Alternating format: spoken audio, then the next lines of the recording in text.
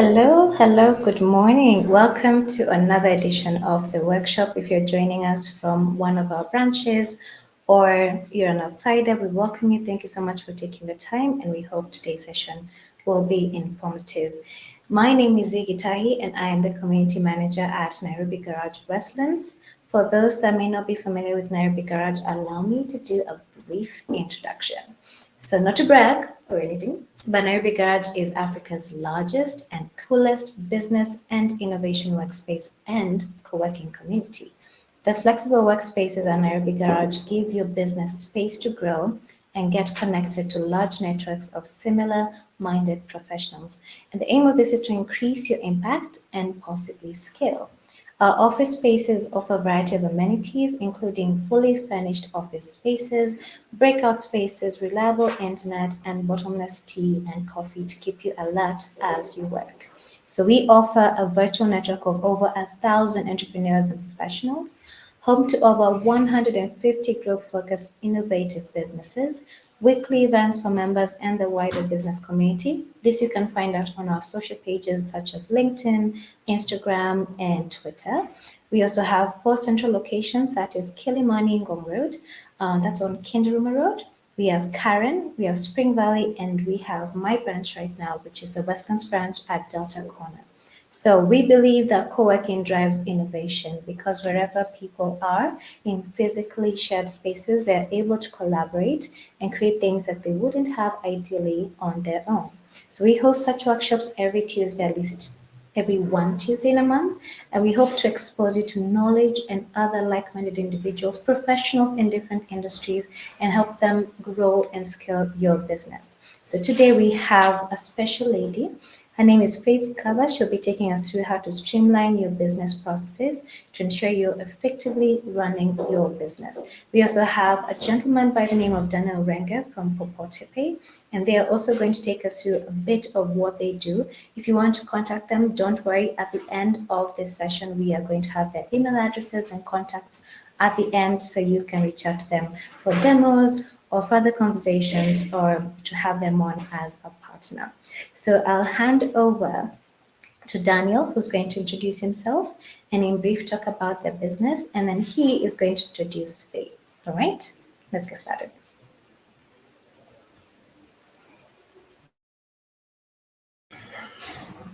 Well, thank you so much, Z, for that introduction. Thank you for hosting me again at the Nairobi Garage Workshop. And as mentioned, my name is Daniel Renge, and I'm the training manager at Popote. So if I may just briefly outline what Popote is to our audience. Popote is basically a spend management and payables automation application for businesses. It enables businesses to manage all their expenditure, be it petty cash, employee spend, utilities, airtime, and equally all sorts of payments that need the bulk payment options, for example, salaries or casual pay, all under one platform. How? It permits transactions with no limits to all digital endpoints, as you may know, mobile numbers, deals, pay bills, and bank accounts. It has team collaboration with controls, and at the point of transaction, payments are done against your unique business categories, business expense categories, and any cost centers, reducing on the reconciliation headache. So as a business, we strive to bring value to our current and potential customers like yourselves through such workshops. In this case, we have seen the importance of businesses understanding the value of establishing processes to reduce cost. It's important to note, however, that our spend management solution is an example of the tools businesses can adopt when streamlining their expenditure process. I will be available for one-on-one sessions for clarity on how this would best suit your business, and how to do this will be soon communicated, including an offer for all you attendees today. But as for now, allow me to introduce our speaker and expert from the day from top tier. Her name, as mentioned by Z, her name is Faith Nkatha. She's an operations, governance, analytics, and project management executive with 17 years success leading operations innovations for high growth organizations. She's a triple threat project leader with repeated success in guiding sizable cross-functional teams to achieving leading-edge business solutions, especially through project management, monitoring and evaluation, business analysis, change, and process management. Quite the CV she has. So without further ado, Faith Nkatha, take it away. Thank you, Dan. Dan, thank you so much. Hi, everyone. It's good to be here. Just to introduce myself again, I'm Faith Nkatha. I'm working along with Top Tier, which is a business process improvement company that supports leaders and teams to create simple ways of working that save time and money. Top Tier is currently partnering with my organization, Makeba Consulting, and we are there to support businesses to have their operations on target, simplifying processes. This enables organizations to train faster, automate better, and to be able to work more sustainably. So over to the presentation. For today, we'll cover establishing processes to reduce cost. And in it, we'll start with considering what a process is. It's basically a set of steps taken to enable one to achieve a particular end. So it would be whether it's considering your stocks and ensuring that the stock that has come in is actually what has been processed, packaged, and is going out, or ensuring that any supplier service that comes in is processed well enough within your sales system and it's sold accordingly. All those steps that will be taken to achieve any strategic goal that you have then would be considered to be within the process area. So processes, as you're establishing them, would consider work effectiveness as much as possible. And they would then be run by a system, which would include people, tools, IT tools, and any other elements of a system that you would work with. And you'd ensure then, with the right processes, that the systems are running efficiently. So Peter Drucker went on to say that if you can't measure it, then you can't manage it. If you don't know what's happening within your business, then really you can't be able to manage it well enough. So let's take an example. You're running some activities where you have stock that is coming in, and this stock is broken down into smaller packages and it's meant to be sold out. If perchance it's not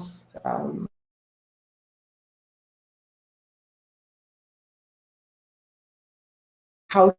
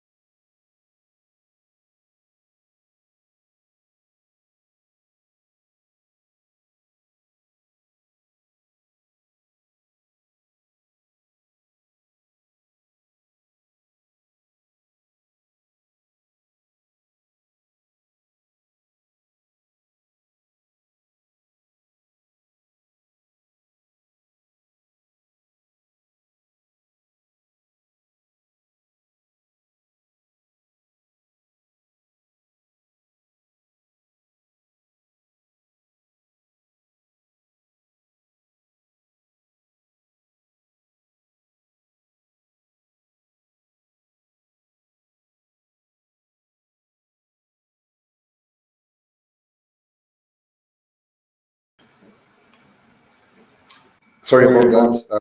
We were experiencing a small technical hitch, but it's currently being sorted. So just hold on for 1 minute, and our speaker for today, Faith Nkatha, will carry on shortly.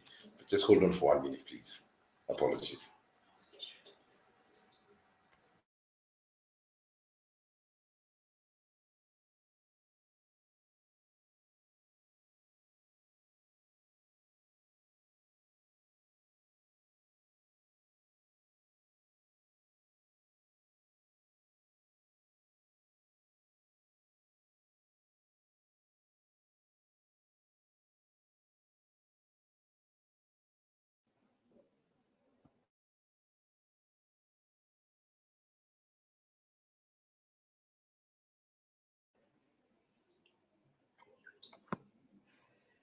Yes, it's good to be back.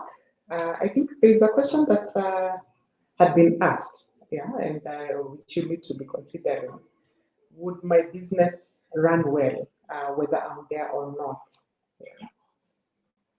Yes, it's in the post. And you should go in and answer that poll. And I believe by the end of it all, in considering how your business is running, this talk will help you figure out whether you really should establish your processes and how it is that you could also improve on them to ensure that there's efficiency in your business. Yeah. So one other question that was in the polls, and this is just a general knowledge bit, is do you know where the world's oldest library is located? Yeah. So just go in there and provide that.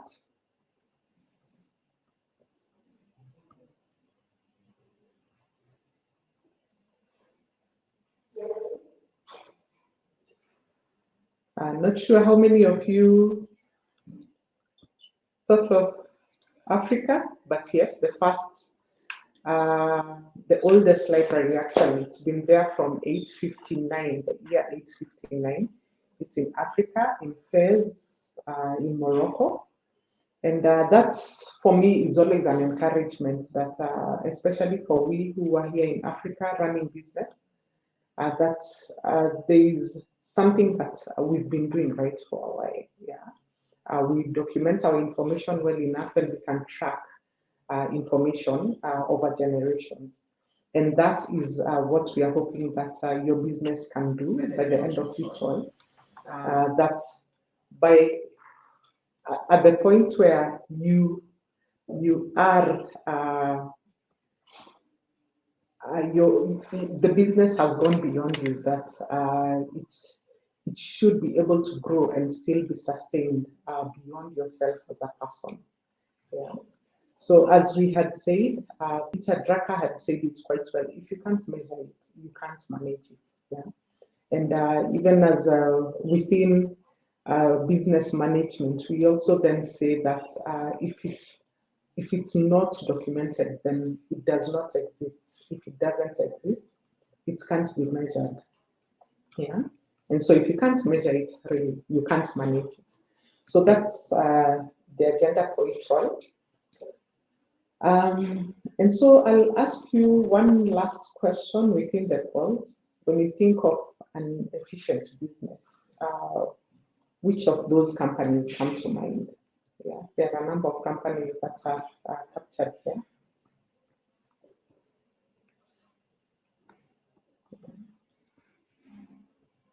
Which ones come to mind? I think 47% say Safaricom. Yeah.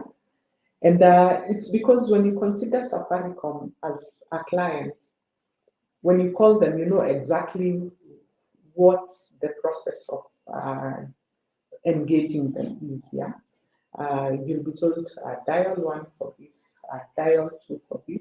Yeah, if you're actually going to a shop, you know exactly where you need to go. You have people who guide you, and whether it's Safaricom Mandera or Safaricom Kileleshwa, it will be the exact same thing. Yeah, and that's the agenda with establishing processes.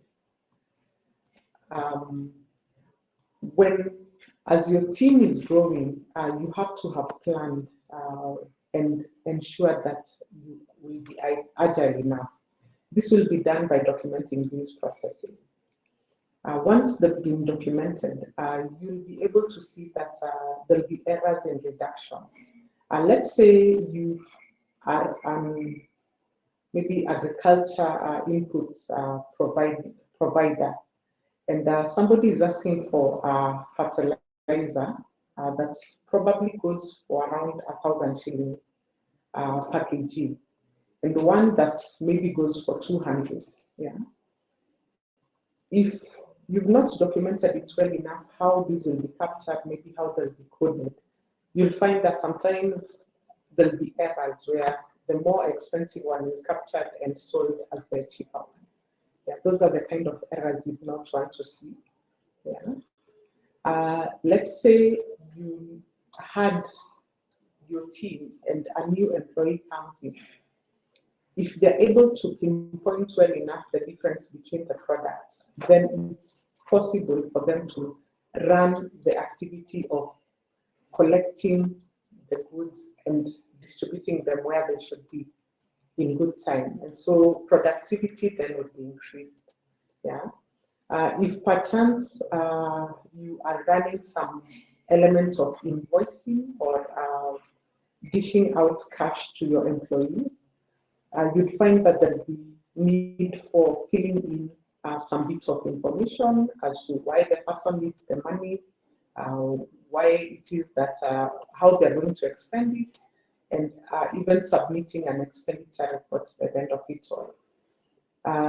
If you have planned a process well enough, it's then possible to be able to reduce some of these manual tasks by adopting the right tools. I think Dan had mentioned what corporate products do. Yeah, and in reducing the manual tasks, then your employees then would run their activities without too much of a hassle. Yeah, and definitely when everyone knows what to do, they will then you'll then have an improved work culture. Yeah? So that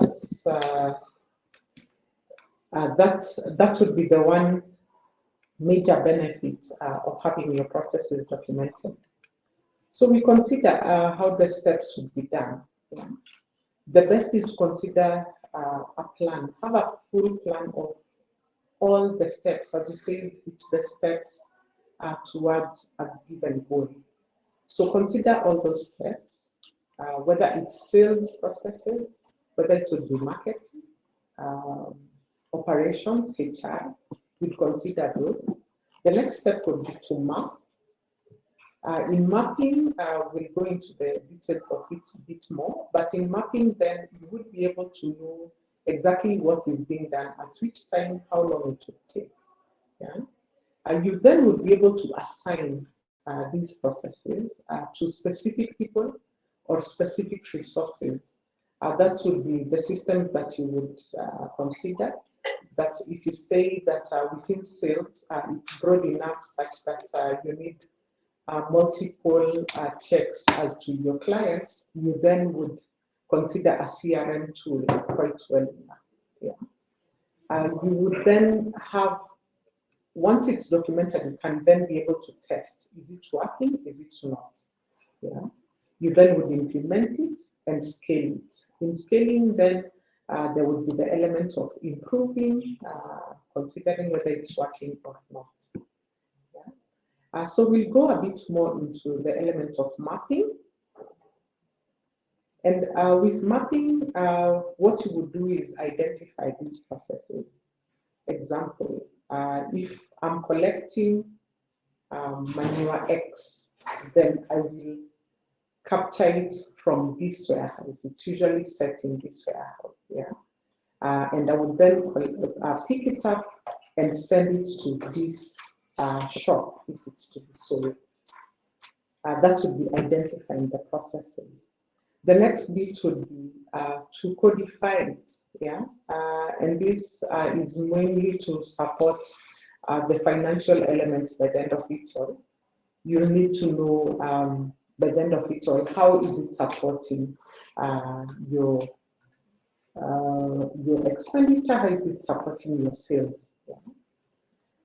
Once that is done, you then would go on and review them, ensure that you understand how each is supporting the rest, and have a communication plan as to how each new person, whether a customer or an employee, would understand it.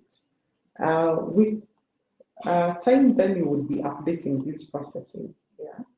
And that whole process of identifying, codifying, reviewing, and updating regularly is then considered as process mapping. Key to the success of this is two major things. Your leadership being one very major element. There is no way process management can succeed if it's left to an individual or to the employees. Process management can be as simple as just indicating that if you're running a shop, the shopkeeper would know that if an item has been purchased, write it down in this in the purchase book. But a manager or leadership needs to be involved and ensure that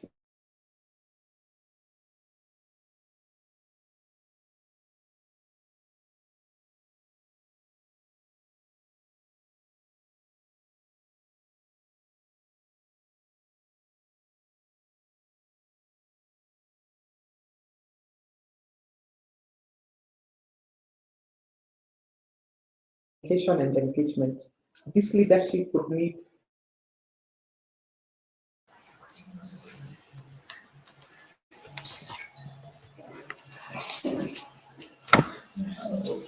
Okay, I think I'm back.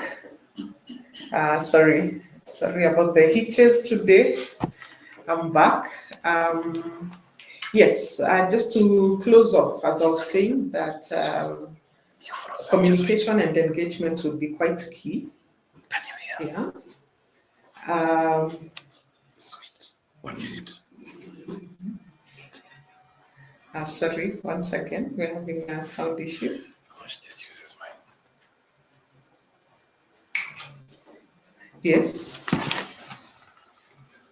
Yes, I believe you can hear me still.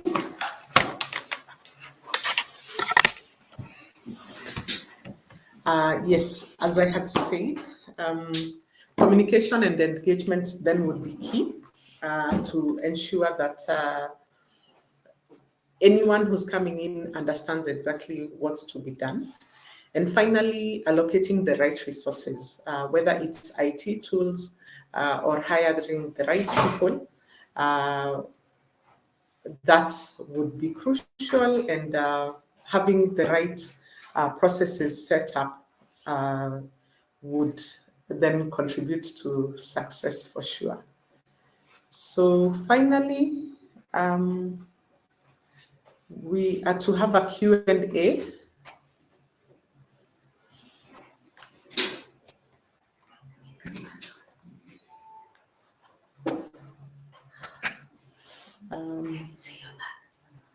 Okay.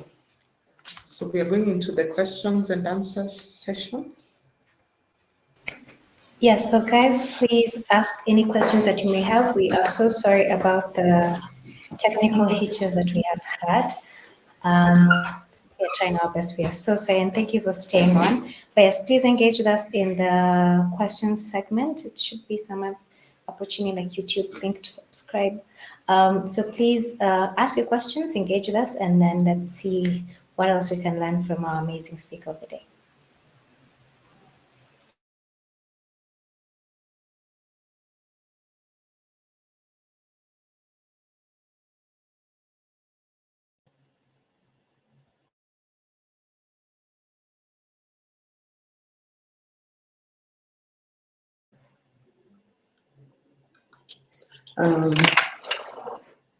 Yes, I think one key question we usually asked as we are running this is how, when I document it well enough for people to know exactly what is to be done, an employee might come in and take that with them and start their own thing. Yeah. There's the risk to be considered that either you fight off the competition in that way, or you ensure that there's longevity for your business. Yeah. If it's well documented, you know that you can replicate the model quite easily and at any time. Yeah. And that's the risk to consider. Do you want to lose business or to just stay as a small business just because you are trying to avoid having competition take over? If that's not the case, then it helps to go ahead and have your processes well established, documented, to allow for scaling to be possible.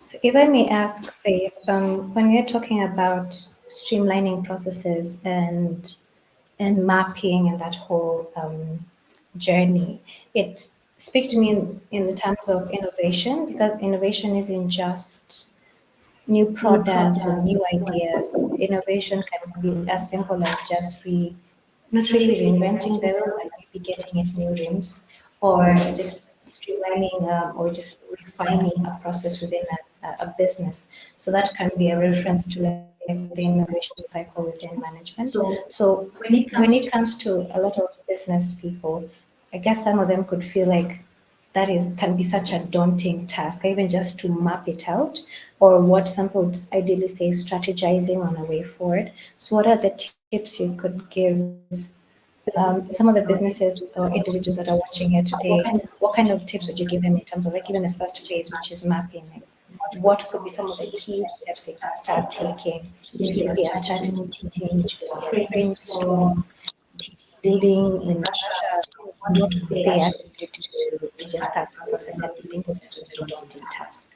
Yes. As we provide the process establishment service, we start with a workshop where we come in and just consider what is the strategy. Yeah. If perchance you're an organization that came to develop an app that will serve, let's say, women in their taking their children to school, or parents in taking their children to school. Yeah? You'll have to consider the elements of safety that you want to emphasize. You'll want to consider the pricing elements that you want to emphasize also within the app, and the elements of communication, maybe between the driver, the school, yourself. Yeah.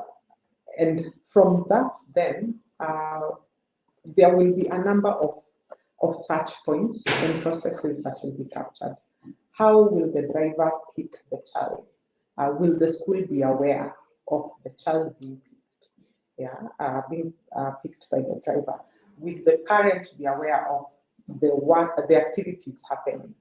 Yeah, and ensuring that it will be the right person dropping off the child to the school as it should be.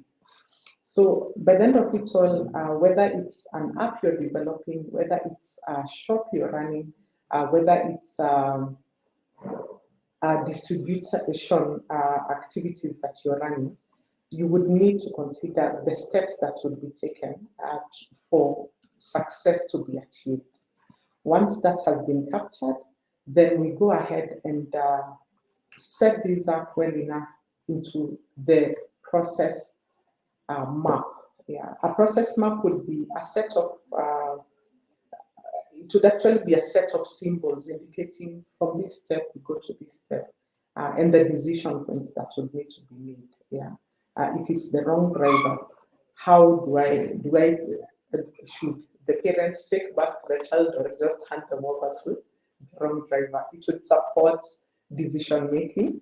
And by the end of it all, once that is mapped, it will be easy then to see what should go into a system, what can be taken up by a human being, and what should be taken up by an IT system, or even just any other technology tool that you will begin to apply.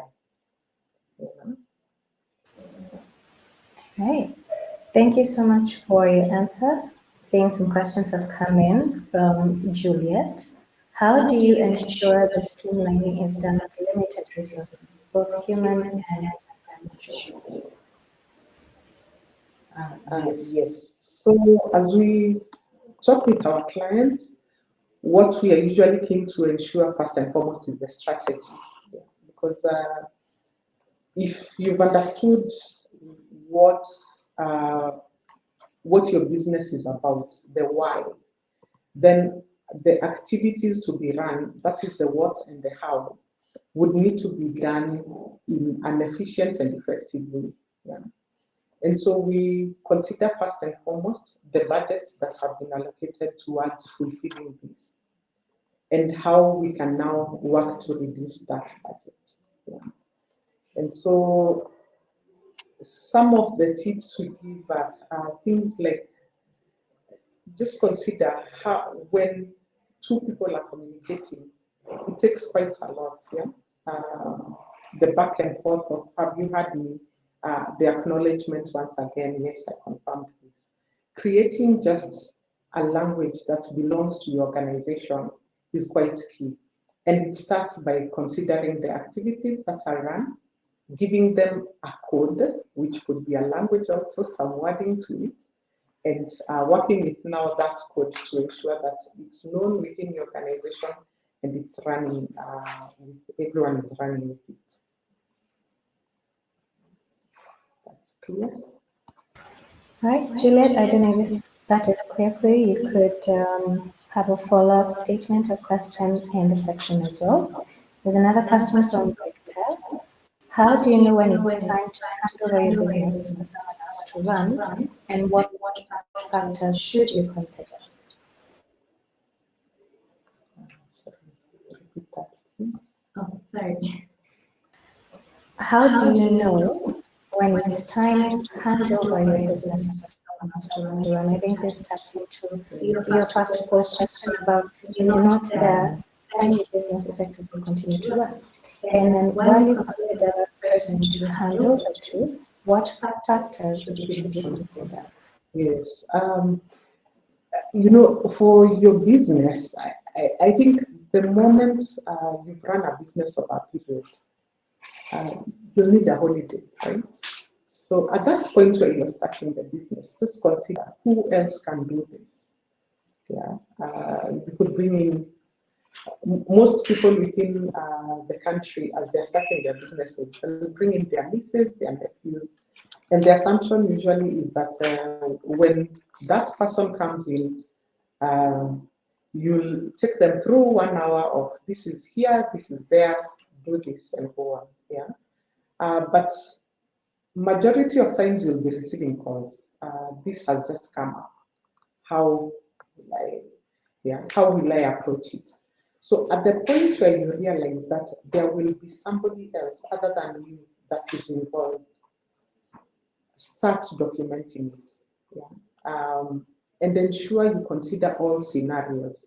Yeah. Ensure all scenarios are considered and they're documented well enough. So as we are working with you, those are the key things that we'll consider.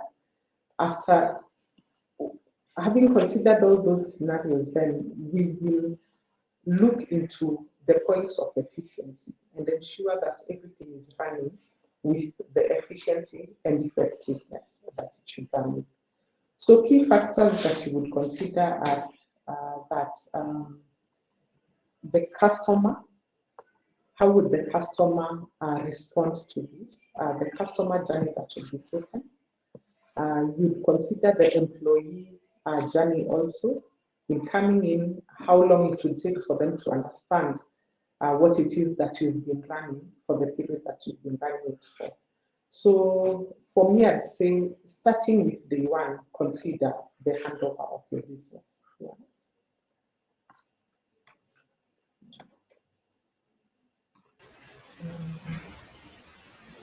Right. There's another question from the Kikuyu comes out Patrick's, I will call last name. How do you run an efficient, data-driven business, especially when you're looking to automate? Are there any scaling considerations that could be cost-effective?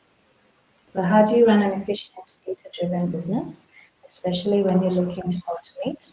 And are there any scaling considerations that could be cost-effective? Yes, Patrick.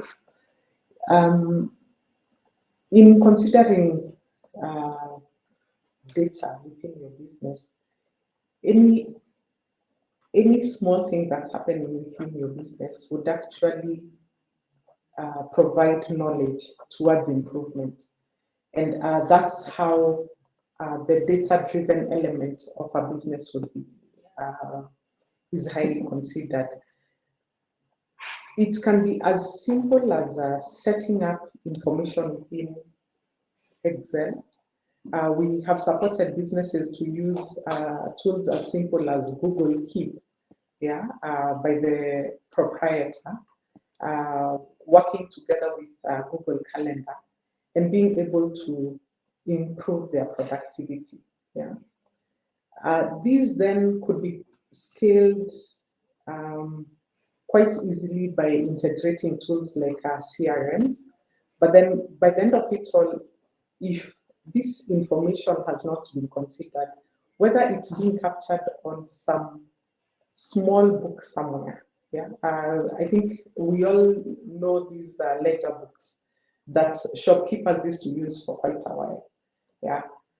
These have grown with time into supermarkets to be converted into points of sale systems, which a supermarket will utilize and come out with a scaled review of their costs, of their income, of their operations. So it could be as simple a tool as using your Google Sheets, and we would support you to grow it well enough into adopting the right kind of tools. So within the banking and financial services industry, we've interacted with chamas that have grown and started using SACCO systems. And within the SACCO systems, we've supported SACCOs to implement tools like RPA or intelligent automation. And that would only come from having that first step of considering where are we going and what are the steps we are taking to get there. Thank you. All right, Patrick, so I hope that has been clear.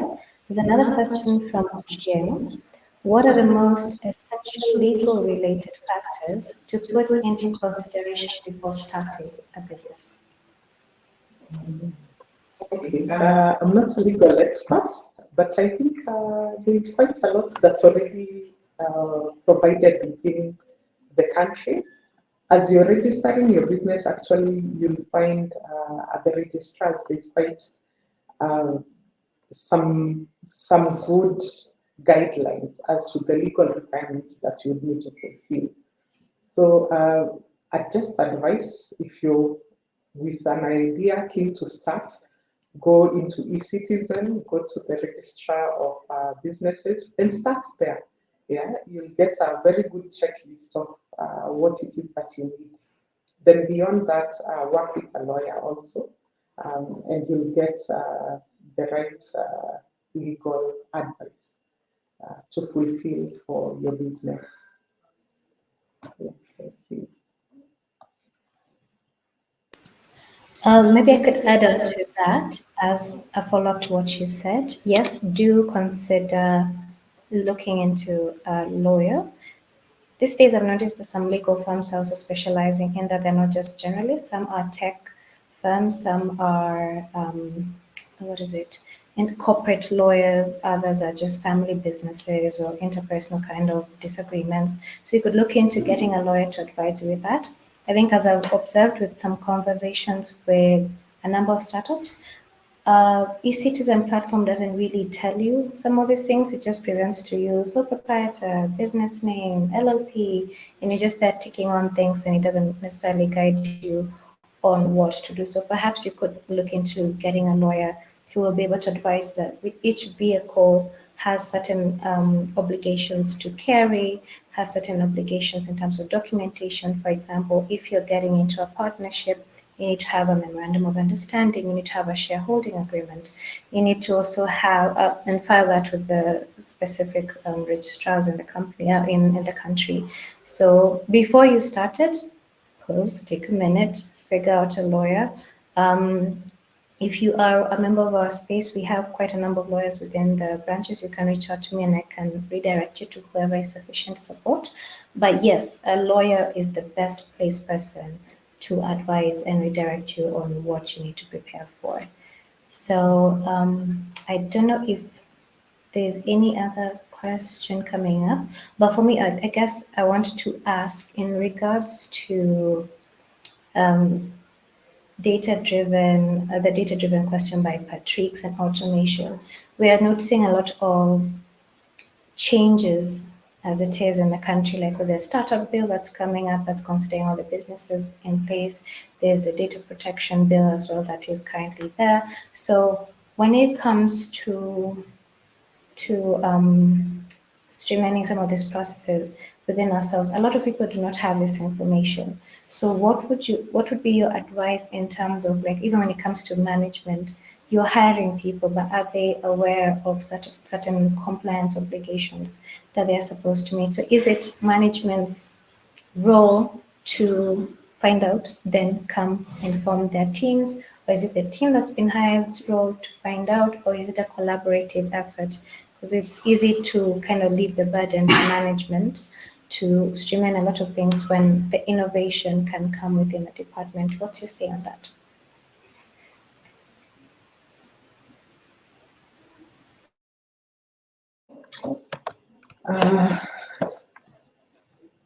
Yes, indeed. I think you said when Process management. I feel like, okay, so generally in a lot of companies, it's so easy to leave the burden of innovation to management. So if you use Patrick's example of a data-driven business, like just data-driven, there's data policies, there's the Data Protection Act that's currently there. Do people know about this? Probably not. A lot of startups don't even know that this even exists.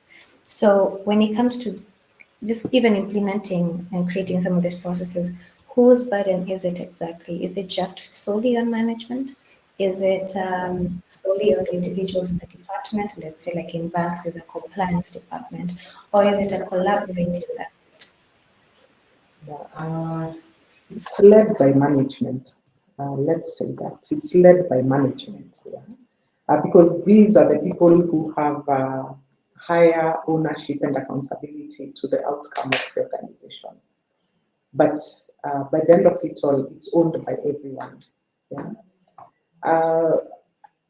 The organizations that we mentioned in that one, when you think about them, most people want to work there.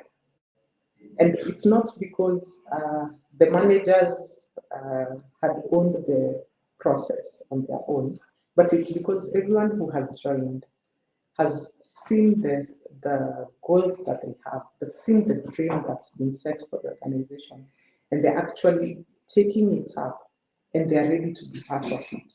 So this is something that would need to be owned by everyone. And the buy-in has to be secured by management for the whole organization.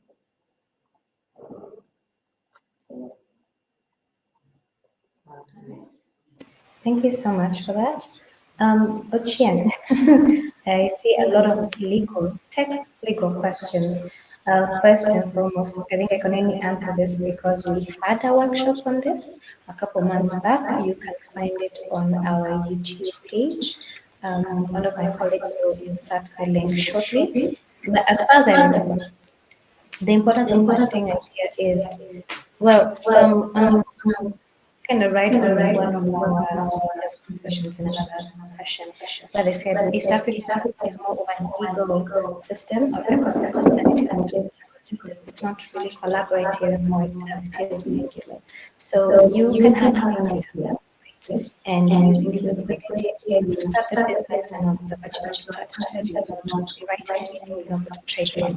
Now, if someone else decided to see what you're doing and start it as well, they could go ahead and beat you to it and patent it and make it their own, which means you are put in a position, a legal position, where you cannot run the business because you can be accused of stealing a concept or an idea. The other thing is, I've heard of these tales happening where some individuals will watch businesses that have great concepts.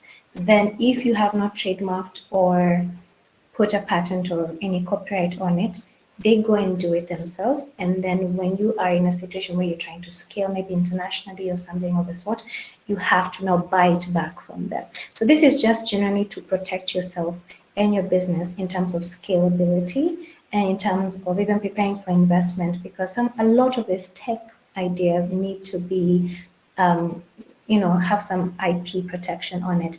And once again, legal practitioners are the best people to advise. But I've also, I think from the session, you could just go and register under 1,000 shillings. I don't think it's that expensive. I don't remember how much it was. But as soon as you have a fantastic idea that you see is not a vitamin and it's a painkiller, vitamin being it's maybe a want, the market does not really need it. It just could do with it or without it. But it is a painkiller in that you're filling in a gap and there's a market for it. Please go ahead and register your IP so you can make sure you're protected in the future. In the same way we advise from web developers, please ensure people are aware that, or rather you're aware in your contract, you fill in timelines of handover. You have also added the time of, like, the source code has to be given at this point in time. It's supposed to be delivered at this point in time. It's those small things that ensure that in the long run, you don't have a web developer saying they'll shut down your business if you don't give them 10 million shillings because they waited for your business to scale and grow. So more of this information is on the Fireside Chat linked on the chat section. Please refer to it or share. At this rate, I'm going to become a lawyer, but more information is there on that. So because we are running out of time, regardless of the back and forth, we'll just take one more question. And then I'll have Faith give her parting shot and Daniel to give his parting shot. So the question is, Faith, how do you account for the new wave of changing work culture while planning for business processes, considering the current pool of talent could have a very different work ethic from the older generation? I think basically, how do we accommodate it in an era that as millennials and Yes. Actually, very interestingly, for me, when I consider millennials, Gen Z, they could be the easier ones to work with, actually, because when you consider things like systems, technology systems, they're very willing to take them up. They're very inquisitive regarding it. And where we are right now, there is no business that can thrive without technology adoption. And so, by the end of it all, it's to make sure that if it's the language to use, you've identified what that is. Yeah, work with somebody who can help you settle that and utilize the language that is being used within the team. And you'll find that even as we are running these process establishment workshops, the team itself will come up with the language that should be used for the organization. And what you want to do is ensure that you've involved these people that will run this organization 10 years down the line. Yeah. Let them be included within that workshop, ensure that their voice is heard, empower them well enough, engage them, and make sure that they're included in the conversation. So as we are running the workshops, you find that including them is the number one key thing. Yeah. Don't assume that, yes, they might work differently. You'll find that even as you bring everyone together, your company's language will be developed. Yeah. And that's the agenda by the end of each of them. All right, thank you so much for your engagement. We are once again very sorry for the hitches that we've had. We'll work at it to ensure this does not happen again. Thank you for staying on. Thank you so much, Faith, for giving us so many bits of wisdom. I personally have learned so much. Thank you for the questions. I have been challenged to go and read up more on some of these things. Thank you so much, Daniel. And as we close up, I'll let them give the parting shot. So we'll start with Daniel, and as you speak, you can tell us about how the people can reach out to you, if it's a number, an email address, and Faith as well, you can let us know how everyone can reach out to you. So, Daniel. Well, thanks again, Z. That's been a lovely topic. And as usual, I'm always looking out to bring value to our current and potential customers in such forms of workshop. So besides that, as mentioned earlier, it's very important that a business is able to streamline its expenditure and have a process that works. So our solution, Popote Pay, will be able to step in and help you as a business manage your expenditure as a whole and reduce some of the headaches that are experienced because you have not yet put a system in place. So I'd like to have that discussion with you on a one-on-one to address the needs you have when it comes to expenditure, so you can scale. We'll put my contact on the chat box, my phone number as well, and I will equally send a link which you can be able to access and request for a demo, and I'll be able to come and address your need, and we can have a one-on-one discussion and see how we can improve each other. Besides that, thanks again for your time.